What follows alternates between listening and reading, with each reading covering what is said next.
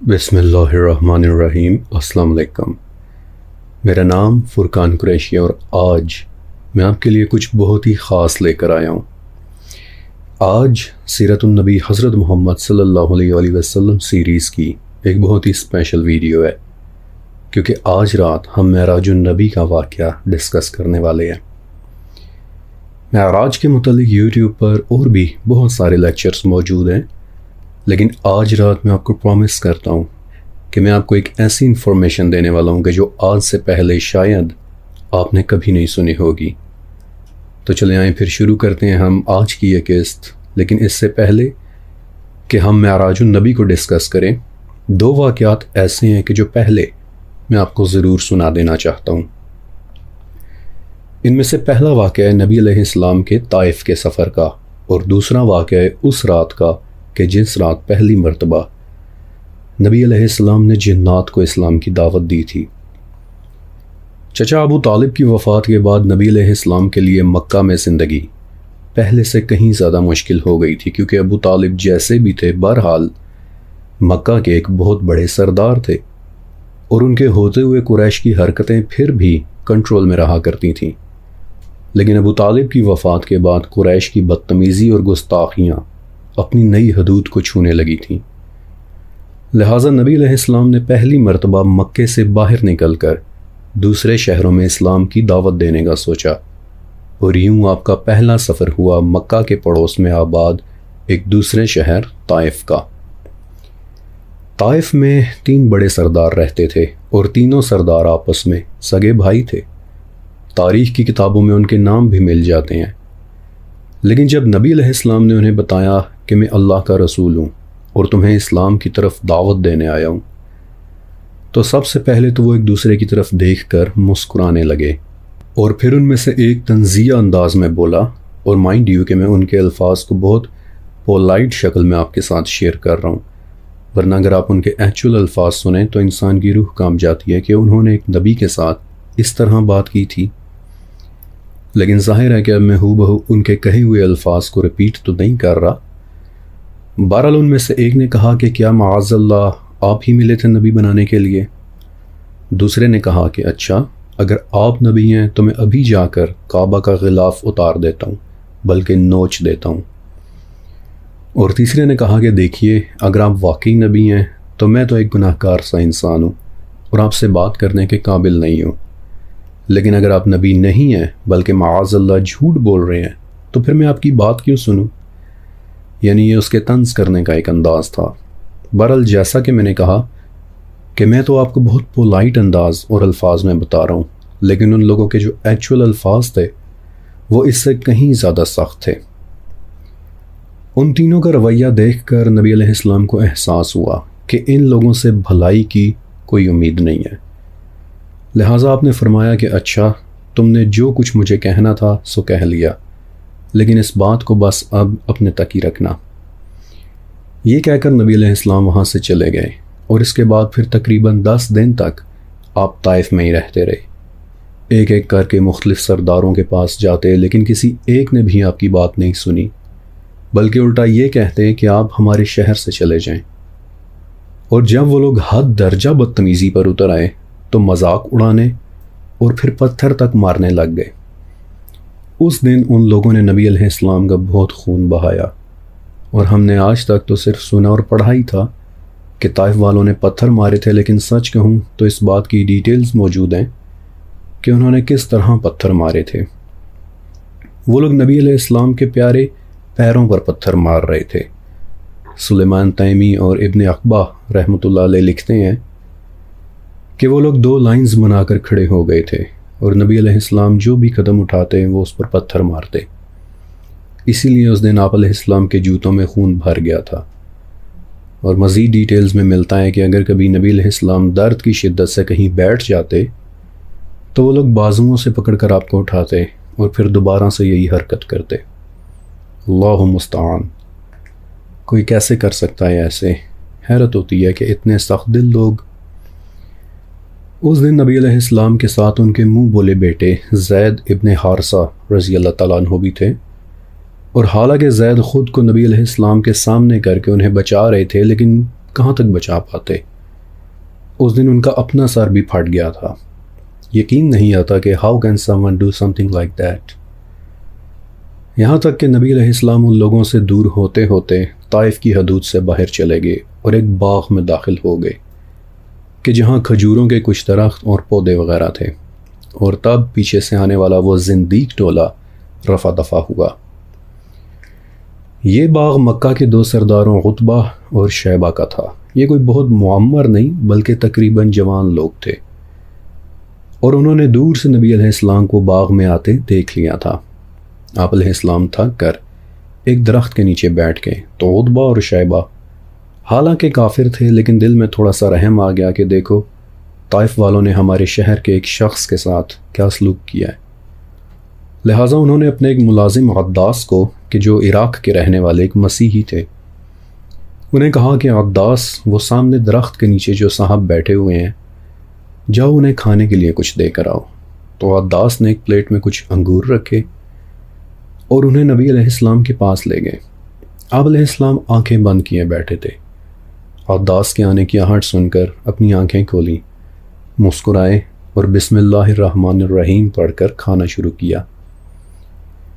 آپ کے درد میں اس طرح مسکرانے پر میری جان قربان، میرا سب کچھ قربان۔ لیکن بسم اللہ کا سن کر عداس تھوڑے سے چونک گئے اور بولے کہ اس علاقے میں تو لوگ ایسے نہیں بولتے۔ نبی علیہ السلام نے پوچھا کہ اچھا آپ کس علاقے سے ہیں؟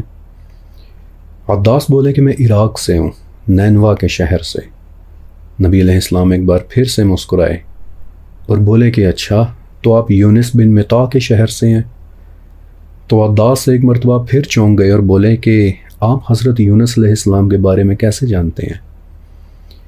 تو نبی علیہ السلام نے فرمایا کہ وہ اللہ کے نبی اور میرے بھائی تھے، میں بھی اسی اللہ کا بھیجا ہوا ایک نبی ہوں۔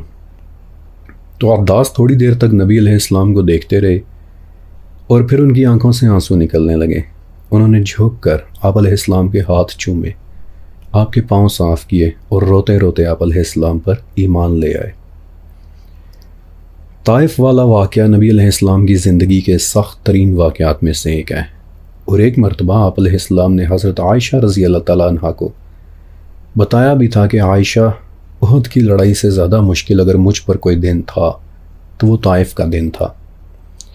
یہ بات اہم ہے، اسے اپنے ذہن میں رکھیے گا۔ ویڈیو کے آخر میں ایک بار پھر سے یہ بات دوبارہ ڈسکس ہوگی۔ اللہ میرے پیارے نبی کو اپنی پیاری جنتوں میں سب سے بہترین مقام دے۔ لیکن طائف سے واپسی پر پھر ایک بہت ہی اہم واقعہ ہوا۔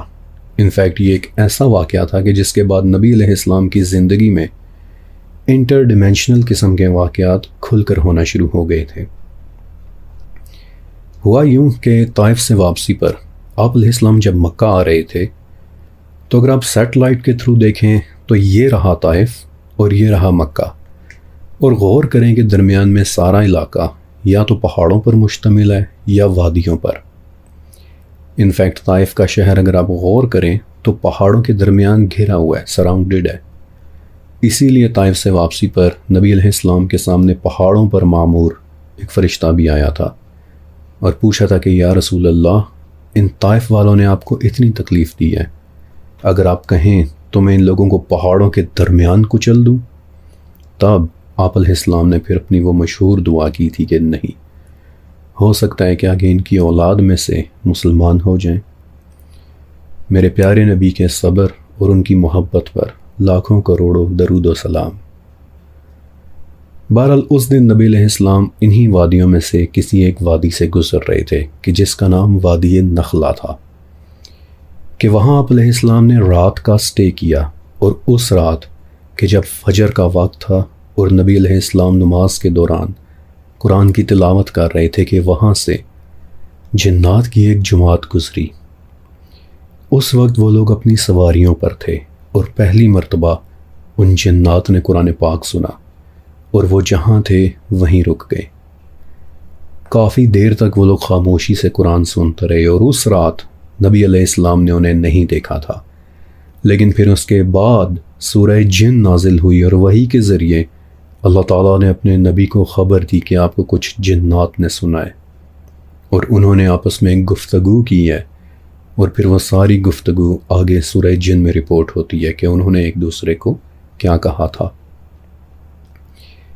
یہ جنات تعداد میں 9 تھے، اور کچھ دن بعد ایک رات پھر سے وہی جنات نبی علیہ السلام کے پاس واپس آئے اور آپ کو درخواست کی کہ یا رسول اللہ صلی اللہ علیہ وآلہ وسلم، ہم نے جو قرآن آپ سے سنا تھا واپس جا کر ہم نے وہ کلام دوسرے جنات کو بھی سنایا ہے، اور آج رات وہ سب ہجون کے مقام پر اکٹھے ہو رہے ہیں، اور آج رات وہ آپ کو بلا رہے ہیں کہ آ کر ہمیں قرآن سکھائیے۔ اور یہ وہ رات تھی کہ جب نبی علیہ السلام نے اپنے صحابہ کو بتایا کہ آج رات جنات کی ایک جماعت آ رہی ہے، تو کیا تم میں سے کوئی رک کر انہیں دیکھنا چاہے گا؟ اور عبداللہ ابن مسعود رضی اللہ تعالیٰ عنہ بتاتے ہیں کہ میں راضی ہو گیا۔ اور ابھی میں آپ کو بتاتا بھی ہوں کہ پھر اس رات کیا ہوا تھا۔ بہرحال جن 9 جنات نے نبی علیہ السلام کو سنا تھا، میں چاہتا ہوں کہ آپ کو ان کے نام بھی بتاؤں اور ان کے متعلق تھوڑی سی ڈیٹیلز بھی دوں، کیونکہ وہ فرسٹ جنریشن صحابی جنات تھے، اور ان کے نام تھے سلیت، شاسر، خاسر، حاصر، حسی، منسی، احقب، سرق اور انان۔ اور آپ کو پتہ ہے کہ جب کبھی میں نے جنات کے متعلق کوئی ویڈیو ریکارڈ کی ہے، اس رات کچھ نہ کچھ ہوتے میں نے ضرور دیکھا ہے، اور ایک مرتبہ تو وہ سب ریکارڈ بھی ہو گیا تھا۔ ابھی بھی رات کے 3 بجنے والے ہیں اور میں آپ کے ساتھ جنات کے واقعات شیئر کر رہا ہوں۔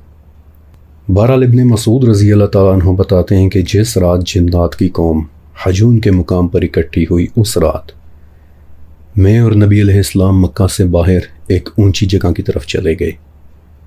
وہاں ہم ایک ایسے میدان میں پہنچے کہ جہاں 60 اونٹ آرام سے بیٹھ سکتے تھے۔ نبی علیہ السلام نے اپنے پاؤں سے زمین پر ایک دائرہ کھینچا اور مجھے کہا کہ عبداللہ، اس دائرے کے اندر بیٹھ جاؤ، یہاں سے باہر مت نکلنا، ورنہ مجھے ڈھونڈتے رہ جاؤ گے اور تمہاری اور میری ملاقات پھر قیامت کے دن ہی ہو پائے گی۔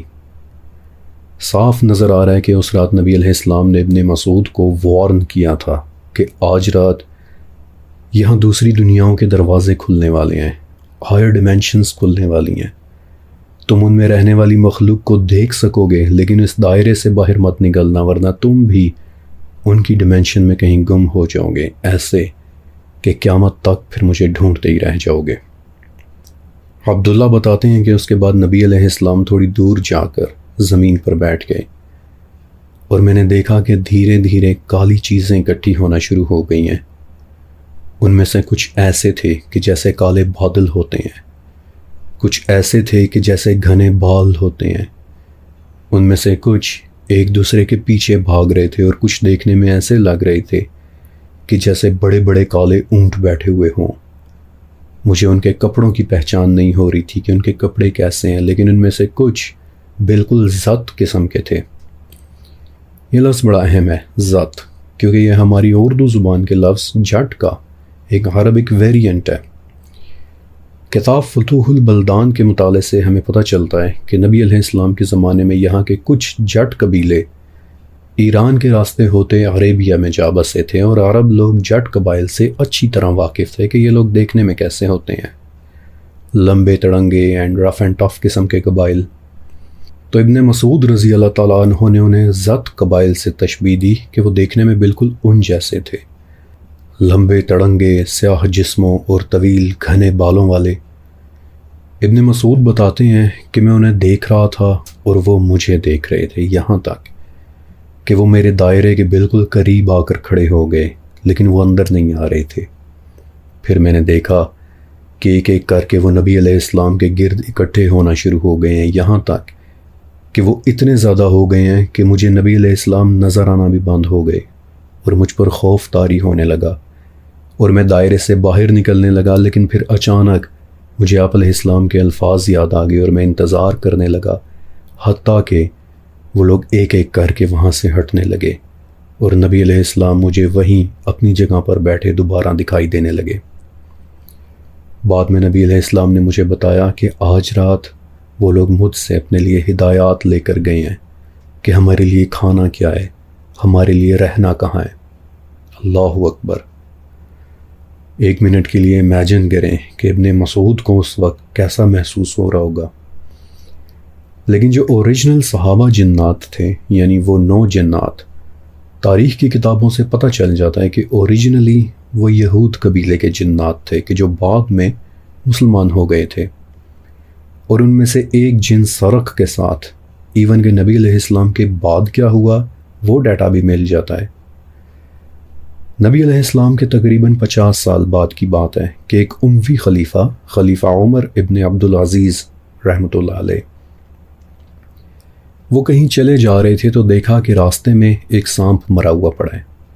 عمر ابن عبدالعزیز، آپ جانتے ہی ہوں گے کہ ایک بڑے نرم دل خلیفہ تھے، اور ان کے متعلق کہا جاتا ہے کہ اگر سیاسی حالات نے انہیں خلیفہ نہ بنا دیا ہوتا تو اپنے دور کے وہ ایک بہت بڑے اسکالر ہوتے۔ بہرحال ایک مردہ سانپ کو دیکھ کر انہیں ترس آ گیا، اور انہوں نے اپنے ملازمین کو کہا کہ میرے لیے کدال لے کر آؤ۔ جب کدال آ گئی تو خلیفہ نے ایک گڑھا کھودا، سانپ کو اس گڑھے میں دفن کیا، اور جو ہی انہوں نے مٹی برابر کی، اچانک وہاں موجود سب لوگوں نے ایک آواز سنی کہ سرق، تجھے یاد ہے کہ رسول اللہ نے تیرے بارے میں کیا کہا تھا کہ تو ایک صاف چٹیل میدان میں مرے گا اور میری امت کا ایک بہترین آدمی تجھے دفن کرے گا۔ اس وقت وہاں موجود تمام لوگ یہ آواز سن کر گھبرا گئے، لیکن پھر خلیفہ نے پوچھا کہ یہ کس کی آواز ہے؟ تو اس نے دوبارہ جواب دیا کہ ہم جنات میں سے ہیں، اور یہ سانپ سرق تھا، ایک صحابی جن۔ یہ ان جنات میں سے تھا جنہوں نے نخلا میں فجر کے وقت رسول اللہ کو تلاوت کرتے سنا تھا۔ ان جنات میں سے صرف میں اور سرق باقی رہ گئے تھے، اور آج سرق بھی چلا گیا۔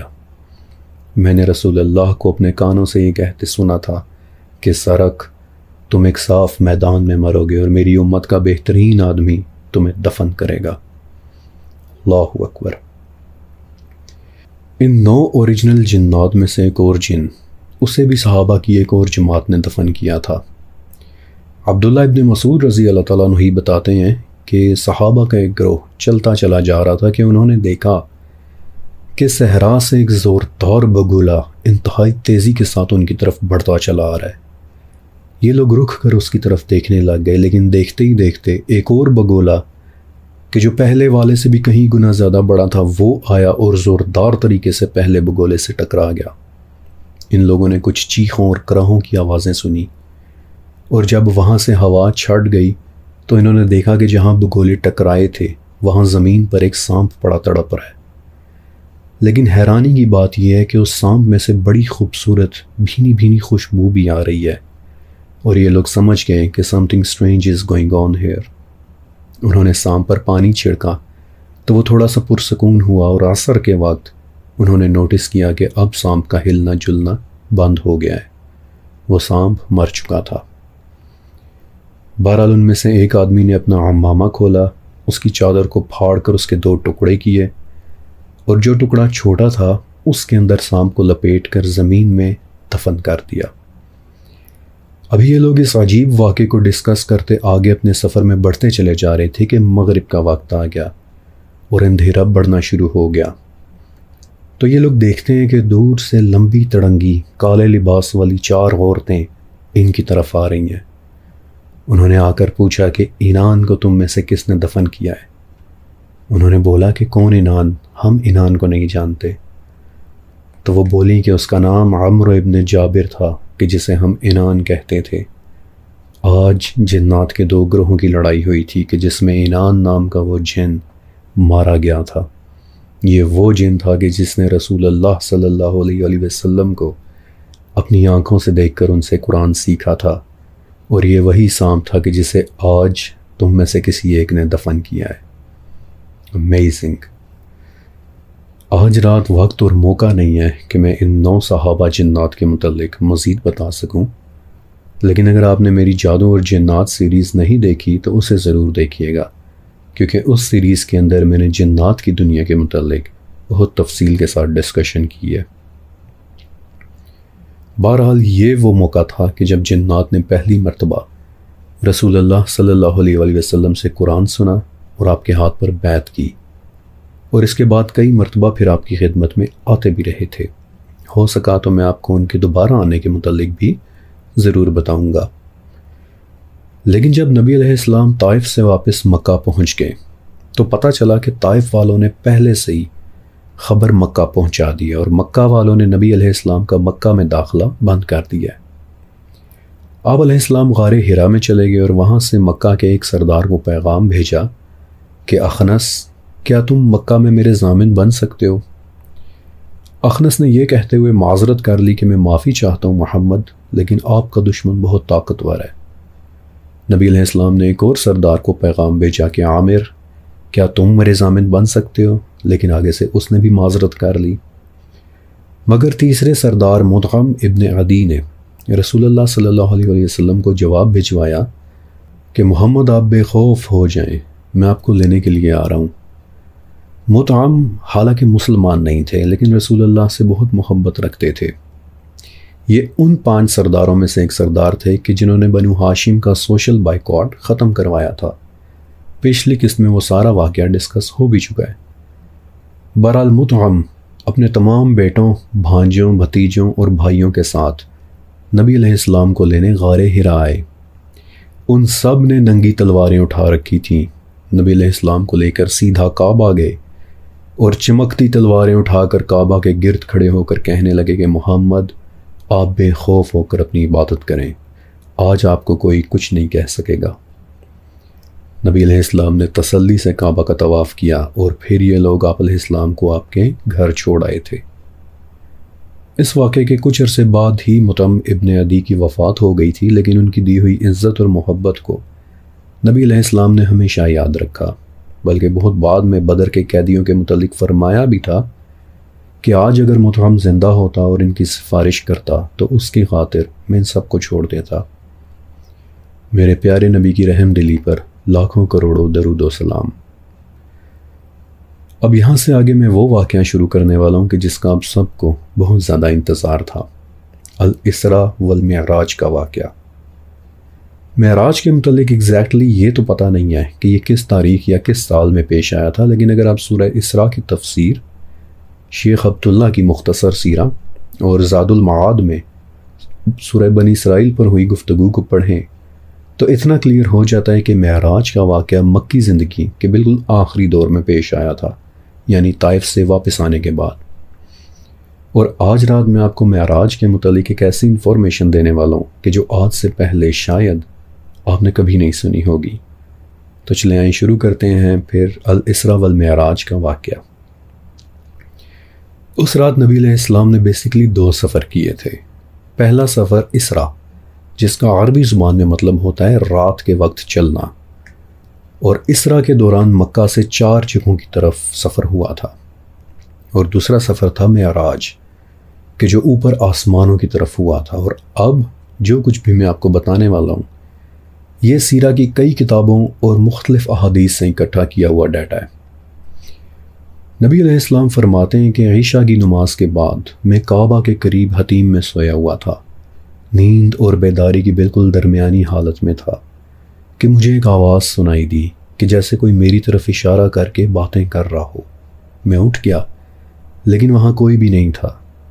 پھر کسی نے میرا پاؤں ہلایا اور میں نے دوبارہ اٹھ کر دیکھا، لیکن اس مرتبہ بھی وہاں کوئی نہیں تھا۔ ایک بار پھر ایسے ہی ہوا اور تیسری مرتبہ مجھے جبرائیل نظر آئے کہ جنہوں نے مجھے اپنے ساتھ چلنے کا کہا۔ مجھے کہیں لے جایا گیا اور میرے سینے کو ایک بار پھر سے شق کیا گیا۔ میرے دل کو نکال کر اسے زمزم کے پانی سے دھویا گیا اور جبرائیل ایک بار پھر سے میرے سامنے آئے، اور اس مرتبہ ان کے ساتھ سفید رنگ کا ایک جانور تھا کہ جو گدھے سے بڑا مگر خچر سے چھوٹا تھا۔ اس کے 2 پر بھی تھے کہ جو پچھلی ٹانگوں کے اوپر تھے، اور جب وہ انہیں نیچے کرتا تو وہ پر اس کی پنڈلیوں تک آ جاتے تھے۔ یہ وہ جانور تھا کہ جس پر قدیم انبیاء سواری کیا کرتے تھے، اور مجھے بھی اس پر سوار ہونے کا کہا گیا، لیکن اس پر بیٹھنے میں مجھے مشکل ہو رہی تھی کیونکہ وہ جانور تیزی سے اپنے چھوٹے کانوں اور اپنی دم کو ہلا رہا تھا، اپنے پیروں سے زمین کو کرید رہا تھا کہ جبرائیل نے اسے روکا اور کہا کہ ٹھہر جاؤ، تم پر ایک ایسا سوار بیٹھنے والا ہے کہ جیسا ان سے پہلے آج تک کبھی نہیں بیٹھا۔ اور اچانک اس جانور کی بے چینی ختم ہو گئی۔ میں اس پر بیٹھا اور ہمارا سفر شروع ہوا۔ وہ جانور اتنی تیزی سے اڑ رہا تھا کہ جہاں تک نظر جاتی وہاں تک اس کا اگلا قدم پڑتا تھا، اور جبرائیل ہمارے ساتھ ساتھ تھے۔ نہ وہ مجھ سے دور ہو رہے تھے اور نہ ہی میں ان سے دور ہو رہا تھا، حتیٰ کہ ہم کھجور کے درختوں والی سرزمین میں پہنچ گئے۔ جبرائیل نے مجھ سے پوچھا کہ کیا آپ کو پتہ ہے کہ ہم کہاں ہیں؟ میں نے جواب دیا کہ اللہ بہتر جانتا ہے۔ تو بولے کہ یہاں نوافل ادا کریں، آپ یثرب میں کھڑے ہیں، یہیں پر آپ کو قرار دیا جائے گا۔ نوافل کے بعد ہم پھر سے روانہ ہوئے اور اس مرتبہ پھر سے ایک نئی جگہ پہنچے۔ جبرائیل نے مجھے وہاں بھی نوافل پڑھنے کا کہا اور پوچھا کہ کیا آپ جانتے ہیں کہ آپ اس وقت کہاں ہیں؟ میں نے پھر سے وہی جواب دیا کہ اللہ بہتر جانتا ہے۔ جبرائیل نے کہا کہ آپ اس درخت کے قریب ہیں کہ جہاں اللہ تعالیٰ نے موسیٰ ابن عمران سے کلام کیا تھا۔ میں نے وہاں بھی نوافل ادا کیے اور ہم پھر سے اپنے سفر پر روانہ ہوئے۔ راستے میں ہم ایک ایسی جگہ سے گزرے کہ جہاں میں نے موسیٰ علیہ السلام کو قبر میں کھڑے ہو کر نماز پڑھتے دیکھا، اور اس مرتبہ جب ہم اپنی نئی منزل پر پہنچے تو دور سے ہی مجھے محلات نظر آنے لگ گئے اور مجھے بتایا گیا کہ یہ بیت اللحم ہے، وہ جگہ کہ جہاں عیسیٰ ابن مریم پیدا ہوئے تھے۔ میں نے وہاں بھی نوافل ادا کیے اور پھر ہم آگے کی طرف چلے، اور میں نے دیکھا کہ ایک بوڑھی عورت ہے کہ جو مجھے اپنی طرف بلا رہی ہے اور کہہ رہی ہے کہ محمد میرے پاس آئیے۔ اس عورت نے اپنی آستینیں اوپر چڑھا رکھی تھیں، اس پر وہ تمام زینت اور خوبصورتی چڑھی تھی کہ جو ایک عورت کے جسم پر ہو سکتی ہے، لیکن اس کے سر پر کوئی چادر نہیں تھی۔ اس نے مجھے دوبارہ کہا کہ میں آپ سے التجا کرتی ہوں کہ میرے پاس آئیے، مگر جبرائیل نے مجھے کہا کہ یا رسول اللہ چلتے رہیے، یہ دنیا ہے کہ جو آپ کو اپنی طرف بلا رہی ہے، اور اس کی عمر بس اتنی ہی باقی رہ گئی ہے کہ جتنی اس بوڑھی عورت کی۔ پھر ہمیں ایک اور مخلوق ملی کہ جس نے بہت خوبصورت طریقے سے مجھے سلام کیا۔ جبرائیل نے کہا کہ آپ ان کے سلام کا جواب دیجئے، اور اس کے بعد میں نے دیکھا کہ ایک بہت بڑا جن اپنے ہاتھوں میں آگ کا ایک شعلہ لیے ہمارے پیچھے اڑتا چلا آ رہا ہے۔ جبرائیل نے مجھے ایک دعا پڑھنے کا کہا کہ جب میں نے پڑھی تو وہ جن وہیں اپنی جگہ پر الٹ کر نیچے گر گیا۔ اس کے بعد میری نظر ایک ایسے شخص پر پڑی کہ جس کا جسم انتہائی سفید تھا، اور اس کی ایک آنکھ ایسی ابھری ہوئی تھی کہ جیسے کوئی انگور ہوتا ہے، اور اس کے سر کے بال ایسے تھے کہ جیسے درخت کی شاخیں ہوتی ہیں۔ جبرائیل نے مجھے بتایا کہ یا رسول اللہ یہ دجال ہے کہ جسے اس دنیا میں چھوڑے جانا ہے۔ اس کے بعد ہم بیت المقدس پہنچ گئے، اور وہاں پہنچ کر جبرائیل نے براق کو، اس سفید جانور کو، ایک ایسے کڑے کے ساتھ باندھ دیا کہ جہاں انبیاء اپنی سواریاں باندھا کرتے تھے، اور میں نے دیکھا کہ بیت المقدس میں انبیاء کی ایک عظیم جماعت آئی ہوئی ہے۔ میں نے دیکھا کہ موسیٰ علیہ السلام اس جماعت میں بھی کھڑے نماز پڑھ رہے ہیں، اور میں نے اندازہ لگایا کہ وہ ایک بہت مضبوط جسم اور گھنگریالے بالوں والے جوان ہیں، بالکل ویسے کہ جیسے شنوا قبیلے کے لوگ ہوتے ہیں۔ میری نظر اچانک عیسیٰ ابن مریم پر پڑی، اور مجھے لگا کہ جیسے ان کی شکل عروہ ابن مسعود ثقفی سے ملتی جلتی ہو۔ میں نے پھر نظر دوڑائی تو مجھے ابراہیم علیہ السلام نظر آئے کہ جن کی شکل سب سے زیادہ مجھ سے ملتی تھی۔ اس وقت وہاں آدم سے لے کر ان کے بعد بھیجے گئے تمام انبیاء موجود تھے، اور پھر ان تمام انبیاء نے میری امامت میں نماز ادا کی۔ مجھے شدید پیاس کا احساس ہونے لگا، اور جواب میں مجھے 2 برتن پیش کیے گئے کہ جن میں سے ایک برتن میں دودھ تھا اور دوسرے برتن میں شہد۔ میں نے دودھ پی لیا، اور جب پی کر فارغ ہوا تو دیکھا کہ سامنے ایک بوڑھے بزرگ بیٹھے ہیں کہ جنہوں نے جبرائیل علیہ السلام سے کہا کہ جبرائیل، آپ کے ساتھی نے فطرت کا انتخاب کیا ہے، بے شک ان کی رہنمائی کی گئی ہے۔ اور اس کے بعد پھر معراج کا سفر شروع ہوا۔ یہ سب غور سے سنیے گا، یہاں سے آگے بہت زبردست انفارمیشن ملنے والی ہے، اور آخر میں انشاءاللہ اسے ایکسپلین بھی کروں گا۔ نبی علیہ السلام فرماتے ہیں کہ اس کے بعد معراج شروع ہوئی۔ میرے پاس معراج اور چڑھنے والی ایک چیز لائی گئی، اور یہ وہ چیز تھی کہ جس سے بنی آدم کی روحیں اوپر آسمان میں چڑھتی ہیں۔ معراج ایک شے تھی اور زمین پر میں نے اس سے زیادہ خوبصورت شے کبھی نہیں دیکھی تھی۔ اس کا ایک حصہ سنہرے رنگ کا تھا اور دوسرا حصہ چاندی جیسے رنگ کا۔ تم دیکھتے ہو کہ جب کسی کی روح نکلتی ہے تو اس کی آنکھیں اوپر کی طرف چڑھ جاتی ہیں، ایسا اس لیے کہ وہ اپنی روح کو نکل کر اس چیز میں چڑھتے ہوئے دیکھتا ہے، اور اس چیز اس معراج کے ذریعے ہم پہلے آسمان کے دروازوں میں سے ایک دروازے تک پہنچے۔ اس دروازے کا نام باب الحفظہ تھا، اور اس پر جو فرشتہ معمور تھا اس فرشتے کا نام اسماعیل ہے۔ لیکن اسماعیل اکیلا نہیں ہے، بلکہ اس کے آگے 12,000 اور فرشتے ہیں کہ جو اس کے حکم پر آسمان کا دروازہ کھولتے ہیں۔ اس پوائنٹ کو بھی اپنے ذہن میں رکھیے گا۔ اسماعیل نے جبرائیل سے پوچھا کہ آپ کے ساتھ کون ہے؟ جبرائیل نے بتایا کہ محمد ہیں۔ انہوں نے پوچھا کہ کیا انہیں بلایا گیا ہے؟ جبرائیل نے کہا ہاں، اور پھر اسماعیل نے مسکرا کر مجھے مرحبا کہا اور ہمارے لیے پہلے آسمان کا دروازہ کھول دیا گیا۔ پہلے آسمان میں ہماری ملاقات حضرت آدم علیہ السلام کے ساتھ ہوئی۔ وہاں وہ بالکل اس شکل پر تھے کہ جس شکل پر انہیں پیدا کیا گیا تھا۔ میں نے انہیں سلام کیا۔ وہاں بہت سارے لوگ تھے کہ جو ان کے دائیں طرف سے گزر رہے تھے۔ آدم ان لوگوں کو دیکھ کر مسکراتے اور پھر کہتے کہ یہ پاکیزہ روح ہے، اسے علیین میں لے جاؤ، اور بہت سارے لوگ ان کے بائیں طرف سے گزر رہے تھے۔ جب آدم ان لوگوں کو دیکھتے تو افسردہ ہوتے اور کہتے کہ یہ ناپاک روحیں ہیں، انہیں سجین میں لے جاؤ۔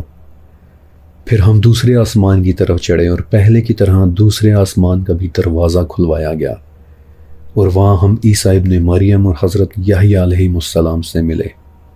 بائی دی وے، آپ نے ان انبیاء کا سیکوینس یاد رکھنا ہے کہ کون سے آسمان پر کون سے نبی تھے، یہ بہت زیادہ اہم ہے۔ زیادہ تر لوگ اس بات کی طرف توجہ نہیں دیتے، لیکن آئی ایشور یو کہ اس کی ایکسپلینیشن سن کر آپ کو مزہ آ جانا ہے۔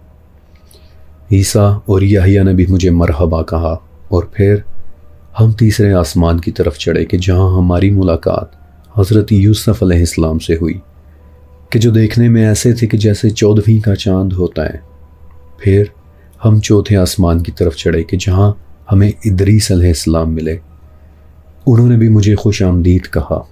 ہم 5ویں آسمان میں چڑھے کہ جہاں ہارون علیہ السلام موجود تھے، انہوں نے بھی مجھے مرحبا کہا، اور پھر ہم 6 آسمان کی طرف چڑھے کہ جہاں ہم نے موسیٰ علیہ السلام کو دیکھا کہ وہ رو رہے ہیں، انہوں نے مجھے مرحبا کہا اور کہا کہ آپ میرے بعد نبی بنا کر بھیجے گئے تھے، لیکن آپ کی امہ جنت میں میری امہ سے زیادہ ہوگی۔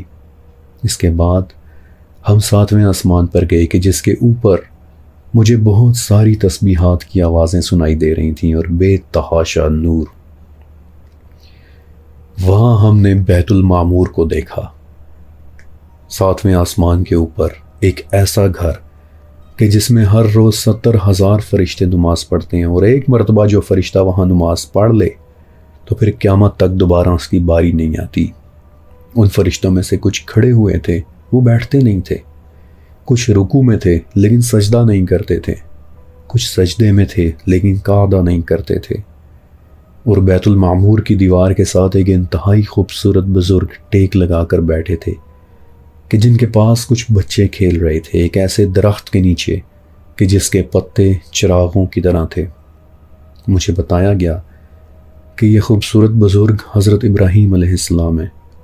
پھر ہم نے بیت المعمور میں نماز بھی پڑھی۔ میرے ساتھ کچھ ایسے لوگوں نے بھی نماز پڑھی کہ جن کا لباس ایسا تھا کہ جیسے سفید کاغذ ہوتا ہے۔ ابراہیم نے مجھ سے گفتگو بھی کی اور مجھے کہا کہ آپ کی امت آخری امت ہے، یہ سب سے کمزور امت ہے۔ پیارے بیٹے، اگر آپ اس امت کی کسی حاجت کو پورا کروا سکتے ہوئے تو ضرور کروا دینا۔ اس کے بعد پھر 7ویں آسمان میں ہم نے ایک ایسا عظیم الشان درخت دیکھا کہ جس کی جڑیں نیچے 6 آسمان میں تھیں، لیکن اس کی شاخیں اوپر 7ویں آسمان میں نکل رہی تھیں۔ اس درخت کے پتے ایسے تھے کہ جیسے ہاتھیوں کے کان ہوتے ہیں، لیکن اتنے بڑے کہ پوری امت کو اپنے نیچے ڈھک لیں۔ اس درخت کے پھل مقام ہجر کے مٹکوں جیسے تھے اور اس کی جڑوں سے 4 نہریں نکل رہی تھیں۔ جبرائیل نے مجھے بتایا کہ یا رسول اللہ، ان 4 میں سے 2 نہریں سیحان اور جیحان جنت میں جا رہی ہیں، جبکہ باقی 2 نہریں نیل اور فرات ہیں کہ جو دنیا میں نکل رہی ہیں، اور اس درخت کا نام سدرۃ المنتہا ہے۔ یہ ہر چیز کی انتہا ہے، یہاں سے آگے کچھ بھی نہیں جا سکتا۔ نیچے سے جو آتا ہے وہ یہاں سے وصول کیا جاتا ہے، اور اوپر سے جو آتا ہے وہ یہیں سے ہی لے لیا جاتا ہے۔ میں نے ایک بار پھر سے سدرۃ المنتہا کو دیکھا۔ اس میں ایسے رنگ بدل رہے تھے کہ میں ان رنگوں کو ہی نہیں جانتا۔ دنیا کی کوئی مخلوق اس درخت کی خوبصورتی کو بیان نہیں کر سکتی۔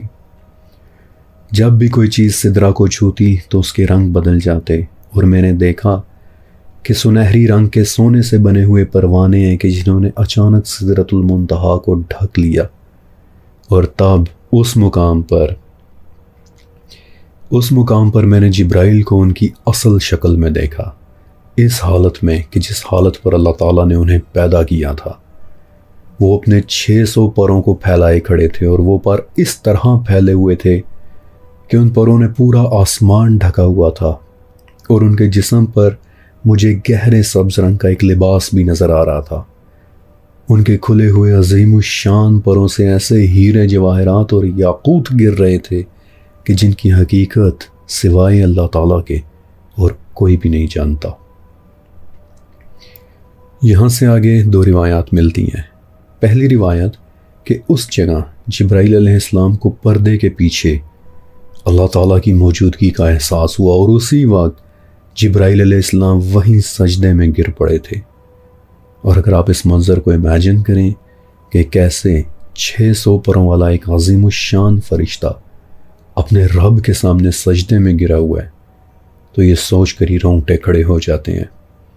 میں نے پہلے بھی ایک مرتبہ یہ بات کہی تھی، اور آج ایک بار پھر سے کہتا ہوں کہ آج تک اس سے زیادہ خوبصورت منظر میں نے کبھی امیجن نہیں کیا۔ اور دوسری روایت کہ اس کے بعد نبی علیہ السلام رف پر بیٹھ کر پھر اس سے بھی اوپر گئے تھے۔ رف ڈارک گرین کلر کی کوئی چیز ہے، ہمیں اس کا صرف نام پتہ ہے، لیکن دیکھنے میں وہ چیز کیسی ہے اس بات کا ہمیں کوئی علم نہیں۔ نبی علیہ السلام جب رف پر بیٹھے تو آپ کو گہرے بادلوں نے لپیٹ لیا، اور آپ فرماتے ہیں کہ میرا ایک اور سفر شروع ہوا، اور اس سے آگے مجھے ایسی آواز آ رہی تھی کہ جیسی لکھنے کی آواز ہوتی ہے، قلم کی سرسراہٹ کی آواز۔ اس آواز کو سریر الاقلام کہتے ہیں، اور یہ وہ قلم تھے کہ جو اس کائنات میں موجود ہر شے کی تقدیر لکھ رہے تھے۔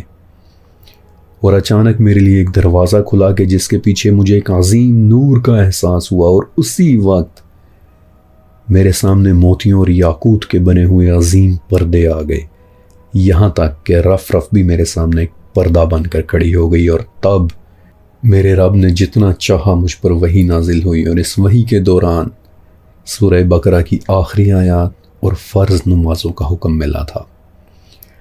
اللہ اکبر۔ ابھی میں آپ کو یہ سب ایکسپلین کرتا ہوں، لیٹ می ایشور یو کہ آپ حیران رہ جائیں گے۔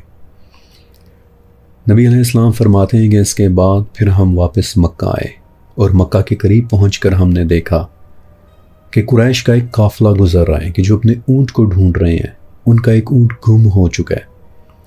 فلاں آدمی نے انہیں وہ اونٹ ڈھونڈ کر دیا، اور میں نے انہیں سلام بھی کیا کہ جس پر وہ آپس میں بولے کہ یوں لگتا ہے کہ جیسے محمد نے ہمیں آواز دی ہے، اور صبح ہونے سے پہلے میں مکہ واپس آ گیا۔ مکہ پہنچ کر مجھے پریشانی تھی، مجھے اندازہ تھا کہ یہ لوگ شدید طریقے سے میری تکذیب اور مخالفت کریں گے، اور اس وقت میں اکیلا بیٹھا تھا کہ ابو جہل آ گیا اور طنز کے سے انداز میں بولا کہ کیا ہوا، کوئی بات ہو گئی؟ نبی علیہ السلام نے فرمایا کہ آج رات مجھے زمین اور آسمان کی سیر کروائی گئی ہے۔ اس نے پھر طنزیہ انداز میں پوچھا کہ اچھا تو پھر آپ کہاں تک گئے تھے؟ نبی علیہ السلام نے فرمایا کہ بیت المقدس تک۔ کہنے لگا کہ اچھا تو پھر صبح واپس بھی آ گئے؟ میں نے کہا ہاں۔ تو کہنے لگا کہ جو بات آپ مجھے بتا رہے ہیں کیا یہی بات آپ قریش والوں کے سامنے بھی کہیں گے؟ میں نے کہا ہاں۔ تو یہ سن کر وہ اٹھا اور اونچی آواز میں قریش والوں کو بلایا، اور جو اپنی جگہ پر بیٹھا ہوا تھا وہ وہاں اکٹھا ہو گیا۔ اور تب ابو جہل بولا کہ محمد انہیں بھی وہ بتائیے کہ جو بھی آپ نے مجھے بتایا ہے۔ میں نے معراج کے متعلق بتایا تو کچھ لوگ خاموش ہو گئے، کچھ لوگ سر پکڑ کر بیٹھ گئے اور کچھ لوگ مذاق اڑاتے ہوئے تالیاں بجانے لگ گئے۔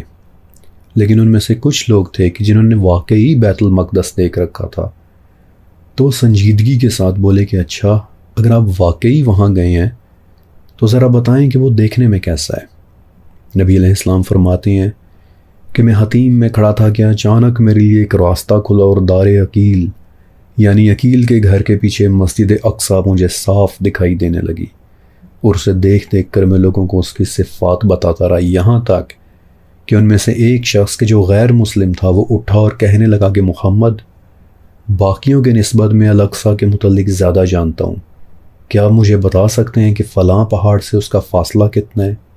تو نبی علیہ السلام نے مسجد اقصیٰ دیکھ کر اسے اس کی بات کا جواب دے دیا، اور کچھ دیر تک خاموش رہنے کے بعد وہ قریش سے مخاطب ہو کر بولا کہ محمد جو بول رہے ہیں وہ سچ بول رہے ہیں۔ اللہ کی قسم، یہ تو بیت المقدس کے متعلق اس طرح بتا رہے ہیں کہ جیسے کوئی اپنے گھر کا نقشہ جانتا ہے۔ نبی علیہ السلام بولے کہ اس کے علاوہ تمہیں ایک نشانی میں اور بھی دے دیتا ہوں۔ واپس آتے ہوئے میں نے دیکھا تھا کہ قریش کا ایک قافلہ ہے کہ جس کا فلاں مقام پر ایک اونٹ گم ہو گیا ہے، مگر فلاں شخص نے اسے ڈھونڈ لیا اور وہ لوگ آج شام کو عصر کے وقت مکہ پہنچیں گے، اور ان کی نشانی یہ ہے کہ ان کے آگے آگے ایک ایسا اونٹ چل رہا ہوگا کہ جس پر کالے رنگ کا ایک کپڑا اور کالے رنگ کی 2 بوریاں موجود ہیں، اور بالکل ویسے ہی جیسا کہ نبی علیہ السلام نے فرمایا تھا، عصر کے وقت مکہ والوں نے اس اونٹ کو شہر کے دروازے میں داخل ہوتے اپنی آنکھوں سے دیکھ لیا۔ اللہ اکبر۔ یہ تھا اسراء اور معراج کا وہ واقعہ کہ جو نبی کریم حضرت محمد صلی اللہ علیہ وسلم نے مختلف احادیث میں رپورٹ کیا ہے، اور بڑی ہی محنت کے ساتھ احادیث اور سیرہ کی کئی کتابوں سے اکٹھا کر کے میں نے ایک کنزیکٹیو مضمون کی شکل میں آپ کے ساتھ شیئر کیا ہے۔ لیکن اب یہاں سے آگے ہم اس عظیم واقعے کو کچھ دوسرے اینگل سے سمجھنے کی کوشش کریں گے، کہ جن میں سب سے دلچسپ اور سب سے زبردست اینگل میں انشاءاللہ آپ کو اس ویڈیو کے آخر میں بتاؤں گا۔ ان اینگلز میں سے سب سے پہلا اینگل ہے ٹائم ٹریول۔ دیکھیے، معراج کا پورا واقعہ ٹائم ٹریول کا انڈینائیبل ایویڈنس ہے۔ اس حقیقت کا انکار صرف وہی کر سکتا ہے کہ جسے معراج کا واقعہ ہونے میں کوئی شک ہے۔ غور کریں کہ کفار کا سب سے پہلا سوال کیا تھا کہ اچھا، آپ کہتے ہیں کہ آپ رات کو بیت المقدس گئے اور صبح سے پہلے واپس بھی آ گئے۔ کفار کا پہلا اعتراض ہی یہ تھا کہ اتنا لمبا سفر اتنے تھوڑے سے وقت میں ممکن ہی نہیں ہے، اور یہ تو صرف اسراء والا حصہ ہے کہ جہاں نبی علیہ السلام مکہ سے پہلے مدینہ، پھر طور سینا، پھر بیت اللحم اور پھر بیت المقدس گئے تھے۔ معراج تو اس کے علاوہ ہے کہ جس میں نبی علیہ السلام کو پہلا آسمان، پھر دوسرا، پھر تیسرا، اور اس طرح 7 آسمان پار کروا کے سدرۃ المنتہا تک لے جایا گیا تھا۔ آپ کو کچھ اندازہ ہے کہ یہ کتنا فاصلہ بنتا ہے؟ حدیث میں آتا ہے کہ صرف 2 آسمانوں کے درمیان اتنا فاصلہ ہے، وہ ایک دوسرے کے مقابلے میں ایسے ہیں کہ جیسے صحرا میں پڑی ہوئی کوئی انگوٹھی ہوتی ہے۔ Imagine that. سب سے پہلا آسمان ایک انگوٹھی کی طرح، اور دوسرا آسمان اس انگوٹھی کے گرد پھیلے صحرا کی طرح، پھر دوسرا آسمان بھی ایک انگوٹھی کی طرح، اور تیسرا آسمان پھر اس کے گرد پھیلے ایک صحرا کی طرح۔ کیا آپ امیجن کر سکتے ہیں کہ یہ کتنا فاصلہ بنتا ہے؟ کوئی کیلکولیٹ تو کیا، امیجن بھی نہیں کر سکتا۔ ایک ہی رات میں ان فاصلوں کو کور کر کے واپس آنے کا مطلب ہے کہ یا تو وقت ان کے لیے رک گیا تھا یا پھر وقت ہمارے لیے رک گیا تھا۔ تو ٹائم ٹریول اور ٹیلی پورٹیشن، یہ چیزیں کوئی سائنس فکشن نہیں بلکہ ایک حقیقت ہیں۔ آپ کو پتہ ہے کہ اب تو سائنسدان بھی کہنے لگ گئے ہیں کہ ٹائم ٹریول اور ٹیلی پورٹیشن میتھمیٹیکلی یہ چیزیں ممکن ہیں، مسئلہ صرف ہماری انجینئرنگ کا ہے۔ ہماری مشینری ابھی اس قابل نہیں ہوئی کہ وہ یہ ٹیکنالوجی مینیفیسٹ کر کے دکھا سکے، اور ابھی میں آپ کو بتاتا بھی ہوں کہ کیوں۔ دوسرا اینگل ہے آسمان کے دروازے۔ یہ کیا شے ہے؟ غور کریں۔ ایک ایسی چیز کہ جس میں انسان داخل ہو اور جب دوسری طرف سے وہ نکلے تو صرف ان چند لمحوں کے درمیان اتنا زیادہ فاصلہ طے ہو چکا ہو کہ جو کیلکولیٹ بھی نہیں ہو سکتا۔ ایسے ایک دروازے کو آپ کیا نام دیں گے؟ پورٹلز۔ نبی علیہ السلام نے واضح فرمایا کہ میرے سامنے ایک ایسی چیز لائی گئی کہ جس سے زیادہ خوبصورت چیز میں نے اس دنیا میں نہیں دیکھی، اور یہ وہ چیز تھی کہ جس کے ذریعے بنی آدم کی روحیں اوپر کی طرف جاتی ہیں، آسمانوں کے اوپر۔ تو یہ راستہ، یہ ڈور وے، آج کی زبان میں ہم اسے ایک پورٹل نہیں تو اور کیا کہیں گے؟ یہ لفظ پورٹل ویسے تو آج کل کا لفظ ہے، لیکن یہ چیز، یہ راستہ، اس کے متعلق مسلمان عرصہ قدیم سے جانتے ہیں۔ 13ویں صدی کے خراسان میں ایک اسکالر رہا کرتے تھے، شیخ سعد الدین التفتازانی۔ ویسے تو تفتازانی کی زبان میں تھوڑی سی لکنت تھی، لیکن اللہ تعالیٰ نے انہیں علم بھلا کا دے رکھا تھا۔ صرف 16 سال کی عمر میں انہوں نے عربی لغت اور لاجک پر اپنی پہلی کتاب لکھی تھی، شرح التصریف الغزہ۔ اپنی اس کتاب میں انہوں نے ایک بڑا ہی زبردست پیراگراف لکھا ہے کہ جو میں آپ کو آسان اردو میں ترجمہ کر کے سنا رہا ہوں، کیونکہ اس پیراگراف کے عربی الفاظ خاصے مشکل ہیں۔ تفتازانی لکھتے ہیں کہ افلاک یعنی آسمانوں کا پھٹ جانا ناممکن نہیں ہے۔ یہ انکار صرف وہی کرتے ہیں کہ جو جنت اور جہنم کو نہیں مانتے۔ آسمانوں میں شگاف یعنی راستے کھلتے اور پھر دوبارہ مل جاتے ہیں، یعنی بند ہو جاتے ہیں۔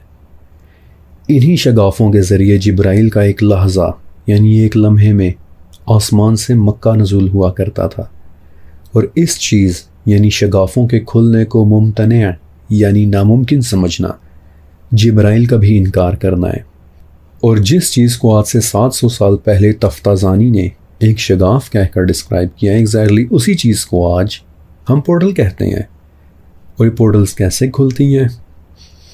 یاد کریں کہ آسمان کے پہلے دروازے یعنی باب الحفظہ پر موجود فرشتے کا نام اسماعیل تھا، اور وہ اکیلے نہیں تھے، بلکہ ان کے آگے 12,000 فرشتے تھے کہ جو ان کے حکم پر مل کر اس دروازے یا اس شگاف یا اس پورٹل کو کھول رہے تھے۔ پورٹلز یا ان دروازوں کو صرف ایکسٹریم طاقت اور امینس انرجی کے ساتھ ہی کھولا جا سکتا ہے، اور مزے کی بات دیکھیں کہ ہمیں اس انرجی کی ایکویشن بھی پتہ ہے۔ نیچرلی میں اس ایکویشن کو تو ایکسپلین نہیں کر رہا، ورنہ ویڈیو بہت سائنٹیفک اور بہت خشک ہو جائے گی، لیکن میں آپ کو سادہ ترین الفاظ میں ضرور بتا دیتا ہوں کہ اگر کسی طرح سے آپ آسمان کے اندر 10⁻16 الیکٹران وولٹ کی انرجی پیدا کرنے کے قابل ہو جائیں تو آپ آسمان میں ایک چھوٹا سا چیرا، ایک دراڑ، ایک رخنہ پیدا کر دیں گے۔ لیکن do you have any idea کہ 10⁻16 الیکٹران وولٹ کی انرجی پیدا کرنے کے لیے آپ کو کتنی بڑی مشین چاہیے؟ ایک ایسی مشین، ایک ایسا پارٹیکل ایکسلریٹر کہ جو 9.46 ٹریلین کلومیٹرز لمبا ہو۔ And this is the engineering problem that we have کہ ہمارے پاس میتھمیٹکس تو ہے، لیکن وہ انرجی، وہ مشین نہیں ہے کہ جس سے ہم اس دروازے کو کھول سکیں۔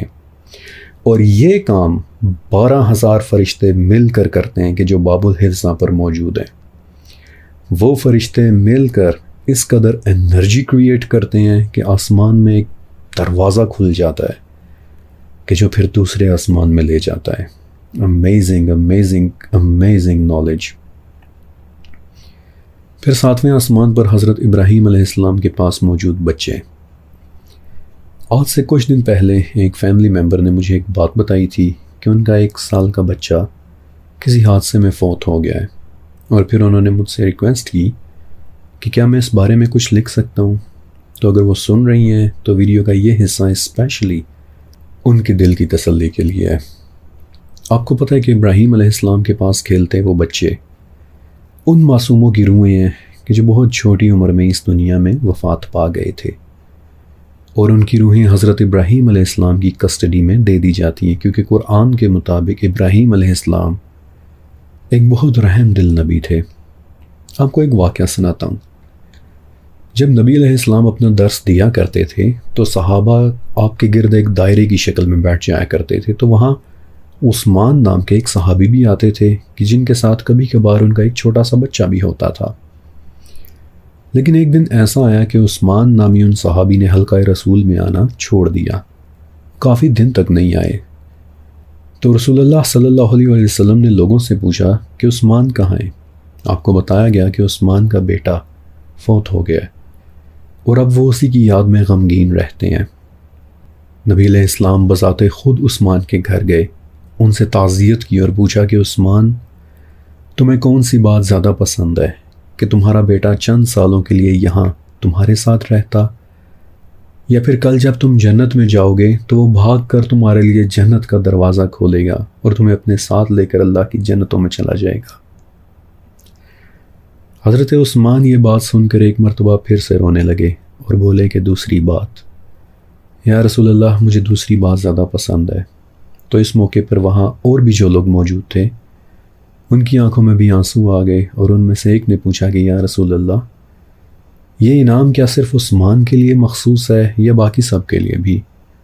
تو آپ علیہ السلام نے فرمایا کہ تمام مسلمانوں کے لیے کہ جن کے بچے فوت ہو جائیں، بلکہ جن والدین کے مس کیریج ہو جاتے ہیں ان کے لیے تو نبی علیہ السلام نے بالخصوص ایک بہت ہی بڑے انعام کی پیشن گوئی کی تھی۔ آپ نے فرمایا تھا کہ ساقط ہونے والا بچہ قیامت کے دن اپنے رب کے ساتھ باتیں کرے گا، کہے گا کہ اے میرے رب، میں دنیا میں اپنے والدین سے نہیں ملا، اور پھر اللہ تعالیٰ فرمائے گا کہ راضی ہو جا، تیرے ماں باپ کو میں نے جنت میں داخل کرنے کا فیصلہ کیا ہے۔ اور یوں وہ بچہ اپنے ماں باپ دونوں کو لے کر انہیں ان کے دامن سے پکڑ کر اللہ کی جنتوں میں لے جائے گا۔ بے شک میرا رب بہت ہی عظیم ہے۔ تو یہ حصہ ان تمام فیملی ممبرز کے لیے، ان والدین کے لیے کہ جن کے بچے بچپن میں ہی فوت ہو گئے تھے۔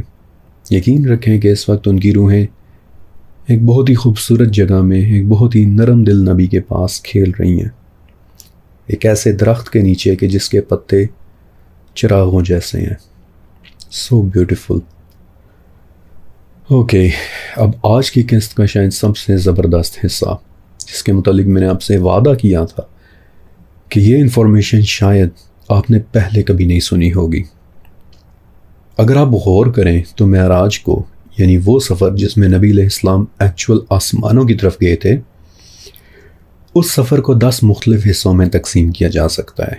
7 آسمانوں کی معراج، پھر 8ویں معراج سدرۃ المنتہا تک، 9ویں معراج سریر الاقلام یعنی قلموں کی آوازیں سننے تک، جبکہ 10ویں معراج اس سے آگے یعنی رف رف اور پھر سب سے اونچی بلندی تک۔ اب آپ نے بہت غور سے سننا ہے۔ نوٹ کریں کہ اس تمام سفر میں ہر چیز بہت ہی پرفیکٹ آرڈر کے ساتھ موجود ہے، ایون کہ انبیاء کرام کا سیکوینس بھی، کہ کون سے آسمان میں کون سے نبی کے ساتھ ملاقات ہوئی تھی۔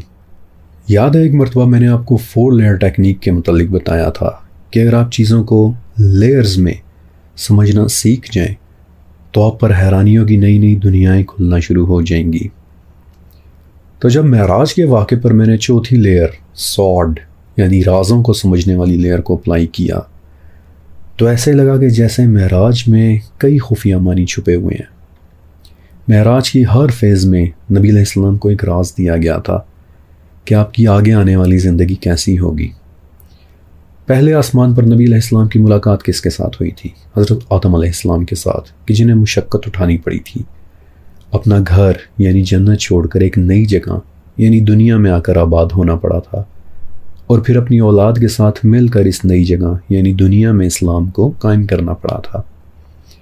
بالکل ویسے ہی آنے والے سال میں نبی علیہ السلام کو مشقت اٹھا کر مکہ چھوڑنا پڑا، اپنے اصحاب کے ساتھ مل کر ہجرت کرنا پڑی، ایک نئی جگہ یعنی مدینہ جا کر اسلام کو قائم کرنا پڑا۔ دوسرے آسمان میں کون سے نبی تھے؟ یحییٰ اور حضرت عیسیٰ علیہ السلام۔ اور دوسرے آسمان پر وہی کیوں ملے؟ غور کریں کہ ہجرت کا دوسرا سال کیسا تھا۔ بالکل حضرت یحییٰ علیہ السلام کی طرح آپ علیہ السلام کو بھی ہجرت کے دوسرے سال یہودیوں سے ملے چیلنجز کو فیس کرنا پڑا۔ جیسی آزمائشیں یہودیوں نے یحییٰ علیہ السلام کو دی تھیں، انہیں شہید کیا تھا، ویسے ہی چیلنجز ہجرت کے دوسرے سال نبی علیہ السلام کو بھی فیس کرنا پڑے تھے۔ یہودیوں نے آپ پر پتھر گرانے کی کوشش کی تاکہ آپ کو شہید کر دیں، آپ کو بکری کے گوشت میں زہر ملا کر دیا کہ جس کی تکلیف پھر آپ علیہ السلام نے تمام زندگی محسوس کی تھی، لیکن ان تمام کوششوں کے باوجود اللہ تعالیٰ نے آپ کو بالکل ویسے ہی بچا لیا کہ جیسے عیسیٰ علیہ السلام کو بچایا تھا۔ تیسرے آسمان پر کون ملا؟ حضرت یوسف علیہ السلام کے، جن کے بھائیوں نے انہیں گھر سے نکال دیا تھا، ایک انتہائی غمگین داستان۔ اور پھر ہجرت کے تیسرے سال کو دیکھیے کہ احد کی لڑائی ہوئی، اور یاد کریں کہ طائف کے بعد نبی علیہ السلام نے کس دن کو سب سے زیادہ بھاری اور غمگین قرار دیا تھا؟ احد کے دن کو۔ جیسے یوسف علیہ السلام کے والد یعقوب علیہ السلام کو جھوٹ بتایا گیا کہ یوسف فوت ہو گئے ہیں، ویسے ہی احد کے دن مسلمانوں میں بھی خبر پھیلا دی گئی تھی کہ نبی علیہ السلام شہید ہو گئے ہیں۔ جیسے یوسف علیہ السلام کو کنویں میں پھینک کر انہیں تکلیف دی گئی تھی، ویسے ہی نبی علیہ السلام کے مبارک ماتھے پر ایک پتھر آ کر لگا تھا کہ جس سے آپ اپنے پہلو کے بل ایک گڑھے میں گر گئے تھے کہ جو ابو عامر فاسق نے مسلمانوں کے لیے کھود رکھا تھا۔ اور پھر علی ابن ابی طالب رضی اللہ تعالیٰ عنہ نے آپ علیہ السلام کا بازو پکڑ کر آپ کو وہاں سے باہر نکالا تھا، اور حضرت طلحہ رضی اللہ تعالیٰ عنہ نے پھر آپ کا سر اپنی گود میں رکھا تھا کہ جہاں سر رکھ کے پھر آپ علیہ السلام سو گئے تھے۔ کبھی موقع ملا تو وہ واقعہ بھی آپ کے ساتھ ضرور شیئر کروں گا۔ اس کے بعد پھر چوتھا آسمان، کون ملا تھا وہاں نبی علیہ السلام کو؟ حضرت ادریس علیہ السلام۔ اور ادریس علیہ السلام کی کیا خاصیت تھی؟ حدیث کے مطابق وہ پہلے شخص تھے کہ جنہوں نے لکھنا شروع کیا، اور ہجرت کے چوتھے سال نبی علیہ السلام نے کیا کیا تھا؟ آپ نے دنیا کے بڑے بڑے بادشاہوں کو خطوط لکھے تھے، کچھ نے آپ کی بات مان بھی لی تھی اور آپ کے لیے تحائف بھی بھجوائے تھے۔ ہجرت کے چوتھے سال آپ علیہ السلام نے قلم کے ذریعے اس طرح لکھوایا کہ جس طرح ادریس علیہ السلام لکھا کرتے تھے۔ پانچویں آسمان پر کون تھا؟ حضرت ہارون علیہ السلام کے، جو اپنی قوم میں بڑے محبوب اور عزیز ہوا کرتے تھے، لیکن جب موسیٰ علیہ السلام بنی اسرائیل کو ہارون علیہ السلام کے حوالے کر گئے اور بنی اسرائیل نے پیچھے سے بچڑے کی عبادت شروع کر دی، یعنی انہوں نے اپنا وعدہ، اپنا عہد، اپنا معاہدہ توڑ دیا، تو ہارون علیہ السلام کی قوم کے ساتھ کیا ہوا تھا؟ صرف اور صرف قتل کے ذریعے اللہ تعالیٰ نے ان کی توبہ قبول کی تھی، اور ایک ہی دن میں ہزاروں یہودی ختم ہو گئے تھے۔ بالکل ویسے ہی ہجرت کے 5ویں سال دیکھیے، ایگزیکٹلی ویسے ہی مدینہ کے یہودیوں نے نبی علیہ السلام سے اپنے کیے ہوئے اپنے معاہدے توڑ دیے۔ نبی علیہ السلام کو بظاہر ایک دعوت پر بلایا، آپ کو ایک دیوار کے نیچے بٹھایا، اور اوپر سے آپ پر چکی پھینکنے ہی والے تھے کہ جبرائیل علیہ السلام نے آ کر آپ کو انفارم کر دیا۔ اور پھر نبی علیہ السلام کو یہودی قبیلوں بنو قریظہ، بنو قینوقہ اور بنو نذیر کے ساتھ ایگزیکٹلی وہی کرنا پڑا کہ جو ہارون علیہ السلام کے زمانے میں ہوا تھا۔ چھٹے آسمان پر کون تھا؟ حضرت موسیٰ علیہ السلام، جنہیں اپنی قوم بنی اسرائیل کی شدید ترین مخالفت کا سامنا کرنا پڑا۔ بالکل ویسے ہی ہجرت کے چھٹے سال نکالے جانے والے یہودیوں کی طرف سے نبی علیہ السلام کو اتنی مخالفت کا سامنا کرنا پڑا کہ جتنا پہلے کبھی نہیں ہوا تھا، یہاں تک کہ پھر آپ کو خیبر اور یہودیوں کے تمام قلعے فتح کرنا پڑ گئے، اور یہودی ایک مرتبہ پھر سے بالکل ویسے ہی بے گھر ہو گئے جیسے وہ موسیٰ علیہ السلام کے زمانے میں ہو کر 40 سال تک صحرا میں بھٹکتے رہے تھے۔ پھر 7ویں آسمان پر حضرت ابراہیم علیہ السلام اور بیت المعمور۔ یہ ایک بہت اہم کلیو تھا کہ جیسے ابراہیم علیہ السلام نے خانہ کعبہ بنایا، ویسے ہی ہجرت کے 7ویں سال آپ کعبہ کی طرف جائیں گے۔ جیسے بیت المعمور میں کاغذ جیسے سفید کپڑے والوں نے آپ کے ساتھ وہاں نماز پڑھی تھی، ویسے ہی یہاں پاکیزہ صحابہ آپ کے ساتھ ہوں گے۔ لیکن جیسے بیت المعمور میں دوبارہ باری نہیں آتی، ویسے ہی ہجرت کے 7ویں سال کھل کر نبی علیہ السلام کو بیت اللہ جانے کی اجازت بھی نہیں مل سکی تھی۔ پورا واقعہ میں وقت آنے پر شیئر کروں گا، لیکن اس سے اوپر 8ویں معراج، سدرۃ المنتہا تک۔ جیسے سدرہ وہاں ہر چیز کی انتہا ہے، ویسے ہی یہاں ہجرت کے 8ویں سال نبی علیہ السلام نے مکہ مکرمہ کو فتح کر لیا۔ آپ مکہ آئے کہ جو اس سرزمین پر تقدس کی انتہا ہے۔ جیسے وہاں سدرہ پر سونے سے بنے ہوئے پروانے چھا رہے تھے کہ جو اللہ کی مخلوقات میں سے ایک مخلوق ہیں، ویسے ہی فتح مکہ کے دوران کعبہ پر اللہ کا لشکر صحابہ چھا گئے تھے۔ جیسے آپ نے وہاں سدرہ سے 4 نہریں نکلتے دیکھی کہ جن میں سے ایک نیل اور ایک فرات تھی۔ یہ بھی نبی علیہ السلام کو دیا گیا ایک راز تھا کہ آپ کے صحابہ وہاں تک پہنچیں گے کہ جہاں تک نیل اور فرات ہیں، اور ایگزیکٹلی ویسا ہی ہوا۔ پھر 9ویں معراج کہ جہاں رف پر سفر کرتے نبی علیہ السلام نے سریر الاقلام یعنی قلموں کی سرسراہٹ سنی تھی کہ جو تقدیر لکھ رہے تھے۔ تو یہ بھی نبی علیہ السلام کو دیا گیا ایک راز تھا کہ اب ہجرت کے 9ویں سال آپ اپنے تمام امور تقدیر کے سپرد کر دیں، اور پھر 10ویں معراج کہ جو رف اور اس سے بھی اوپر ہوئی تھی، اور وہاں پر حریم ناز میں آپ علیہ السلام کو نماز کا تحفہ دیا گیا تھا، اور یہ تحفہ حریم ناز میں دینے کی بھی ایک وجہ تھی تاکہ آپ کو، آپ کی امت کو نماز کے تقدس کی اہمیت بتائی جا سکے۔ اور اسی لیے آپ دیکھیں کہ نماز کے بارے میں حدیث کیا کہتی ہے کہ نماز مومن کی معراج ہے، اور بالکل ویسے ہی معراج کے 10ویں حصے کی طرح ہجرت کے 10ویں سال 2 ملاقاتیں جمع ہو گئیں۔ بیت اللہ سے ملاقات، یعنی ہجرت کے 10ویں سال نبی علیہ السلام نے اپنا پہلا اور آخری حج کیا تھا، اور صرف 3 مہینے بعد دوسری ملاقات، یعنی آپ علیہ السلام کی وفات، کہ جب آپ 10ویں معراج کی طرح ہجرت کے 10ویں سال اللہ تعالیٰ سے جا ملے تھے، جہاں آپ نے وہ عظیم نور دیکھا تھا کہ جسے اچانک موتیوں کے ایک پردے نے ڈھانپ لیا تھا۔ اللہ اکبر۔ معراج کا واقعہ اپنے اندر بہت ڈیپر میننگز رکھتا ہے۔ اس سب کے علاوہ بھی نبی علیہ السلام کو وہاں بہت کچھ دکھایا گیا تھا، ایک قالین کی طرح کھلی ہوئی جنت اور جہنم۔ پورے واقعہ معراج کے لیے پھر علیحدہ سے پورا ایک سیزن چاہیے ہوگا، ابھی میں بہت کچھ انٹینشنلی سکپ کر رہا ہوں۔ لیکن نبی علیہ السلام کی پوری زندگی، یقین کریں کہ اگر میں اس پر چوتھی لیئر یعنی چھپے ہوئے رازوں کو جاننے والی لیئر اپلائی کر کے سیرہ سناؤں تو آپ حیران رہ جائیں گے، لیکن وہ انفارمیشن پھر ہر ایک کے لیے نہیں ہوگی۔ وہ انفارمیشن بہت ہی سلیکٹ فیو، بہت ہی خاص لوگوں کے لیے ہوگی۔ اب آپ 2 کام ضرور کیجیے گا کہ ایک تو اس ویڈیو کے نیچے موجود لائک کا بٹن ضرور دبا دیجیے گا تاکہ یہ خوبصورت ویڈیو ہمارے باقی فیملی ممبرز تک بھی پہنچ جائے، اور دوسرا یہ کہ نیچے کمنٹ سیکشن میں لکھے میرے پینڈ کمنٹ، میرے ٹاپ کمنٹ کو ایک مرتبہ ضرور پڑھیے گا، کیونکہ اس کمنٹ میں آپ سب کے لیے میری طرف سے ایک بہت ضروری پیغام ہے۔ شکریہ اور اللہ حافظ۔